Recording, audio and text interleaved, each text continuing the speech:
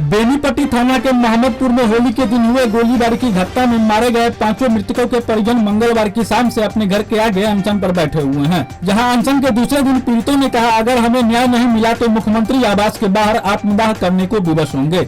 परिजनों ने दोषियों पर अविलंब कार्रवाई की मांग को लेकर बैठे हुए। परिजनों ने कहा कि पुलिस के द्वारा किए गए गिरफ्तारी से हमें न्याय नहीं मिलेगा। जिस तरह आरोपियों ने हमारे 5 लोगों की जान ली है, उसी तरह इन आरोपियों की भी इनकाउंटर किया जाए। साथ ही इस घटना में लापरवाही बरतने वाले और भेदभावपूर्ण कार्रवाई करने वाले एसएचओ को घटना के 7 दिनों के बाद महज निलंबित कर कार्रवाई की खानापुरी की गई। लेकिन 10 दिन गुजरने के बाद भी न तो डीएसपी और न ही एसपी के खिलाफ ही कोई कार्रवाई की जा सकी है। पीड़ितों की मांगों में मामले की जाँच सीबीआई से कराने, कांड के सहयोगी अधिकारियों की भी गिरफ्तारी करने, फास्ट ट्रैक न्यायालय में मुकदमे की सुनवाई कराने, दोषियों के खिलाफ अविलंब कार्रवाई करने, डीएसपी और एसपी के खिलाफ कार्रवाई करने, पर्याप्त मुआवजा देने और सरकारी नौकरी देने सहित अन्य मांगे शामिल है। अनशन का नेतृत्व करते हुए यूपी के समाज सुधार पार्टी के राष्ट्रीय अध्यक्ष भंवर सिंह चौहान ने कहा कि नरसंहार के 10 दिन बीतने के बाद भी पीड़ित परिवार न्याय की आस में लगाए तिल मर रहे हैं। सुशासन बाबू के एक आला अधिकारी, एसपी, डीएम आदि परिजनों से आकर संवेदना के 2 शब्द तक नहीं बोले, जो दुर्भाग्यपूर्ण है। अनशन पर बैठने वाले में सुरेंद्र सिंह, चंद्रमोहन सिंह, मृतक वीरेंद्र सिंह बीयू की पत्नी गुड्डू देवी, मृतक रणविजय सिंह की पत्नी जूली देवी, मृतक अमरेंद्र सिंह की पत्नी ज्योति देवी, मृतक रुद्र नारायण दास की पत्नी मानसी देवी, मृतक बीएसएफ के एएसआई राणा प्रताप की पुत्री सपना कुमारी शामिल है।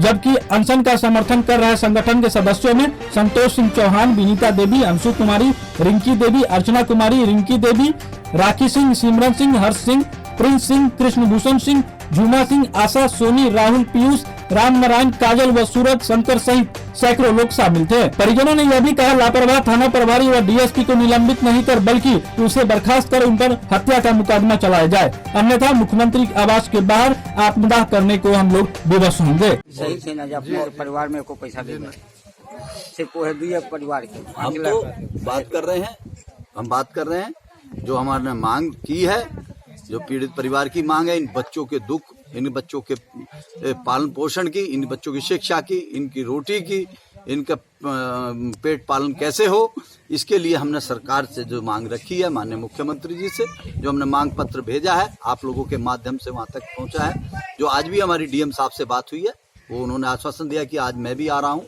और जिला प्रशासन का लोग आ रहा है। लेकिन सबसे बड़ी विडम्बना है कि हमारी जो सरकार मांग करे, नहीं मानेगी। हमने 4 दिन का अल्टीमेटम दिया है, तो हम पीड़ित परिवार के साथ आत्मदाह करेंगे मुख्यमंत्री के दरबार पर, और पूरा समाज इकट्ठा होगा और महापंचायत का हम ऐलान करेंगे और महापंचायत भी होगा। रोड जाम करना पड़े तो रोड जाम भी करेंगे, लेकिन हम इंसाफ लेके रहेंगे, बच्चों के लिए अधिकार लेके रहेंगे, और जिन लोगों ने ये नरसंहार का कार्य किया है उनको उनके अंजाम तक पहुंचा करके रहेंगे। हम चुप नहीं बैठेंगे। बहुत बड़ा दुर्घटना हुआ है। यहाँ तक देखिए कि जिला प्रशासन का एसपी, जिलाधिकारी महोदय या आईजी, कोई भी इन 10 दिनों में पीड़ित परिवार के बीच नहीं आया।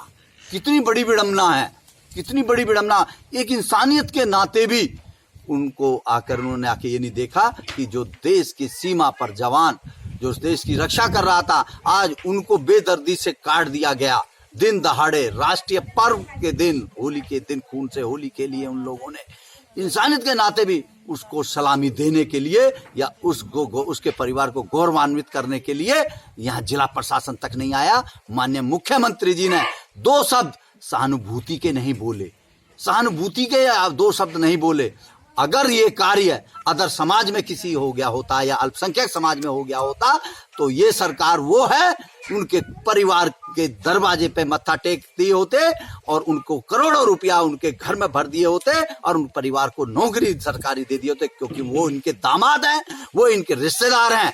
लेकिन क्षत्रिय समाज के साथ ये दुर्घटना हुई है। क्षत्रिय समाज का कोई भी इस सरकार में सुनवाई नहीं है। ये बैकफुट पर खड़ा किया है क्षत्रिय समाज को। हम इसकी घोर निंदा करते हैं और हम अंत तक लड़ाई लड़ेंगे। लड़ाई लड़ने के लिए परिवार के साथ एक लाइन और क्या मिला किन परिवार जी बताया जाए। जी, मैं भंवर सिंह चौहान, यहाँ परिवार के साथ कल शाम 6 बजे से हम भूख हड़ताल पर बैठे हैं। और कल सुबह जब हम यहाँ आए थे तो जो तेजस्वी यादव विपक्ष के नेता हैं, वो यहाँ आए थे अपने दल बल के साथ, परिवार से मिले, सांत्वना दिए, एक सहानुभूति तौर जो महंत मंदिर के उनकी हत्या हुई, उनको 1 लाख रुपया दिया चेक। और जो बीएसएफ में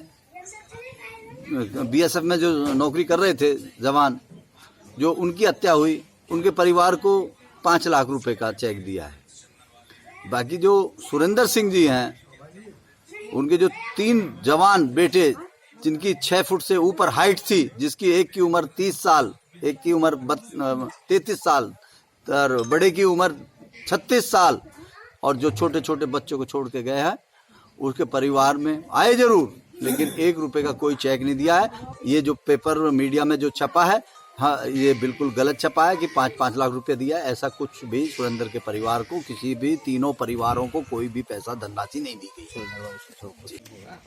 इसके बाद क्या आप लोग आत्मदाह के लिए जाएंगे? परिवार आत्मदाह करेगा। बच्चे बैठे हैं आपके सामने, आप पूछ लीजिए, परिवार ने साफ कह दिया है।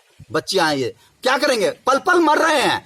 यहाँ नेता लोग आ रहे हैं, यहाँ पे फोटोग्राफी हो रही है, यहाँ पे आकर के बार बार एक ही सवाल पूछा जा रहा है, क्या हुआ, कैसे हुआ, हम करेंगे, हम करेंगे।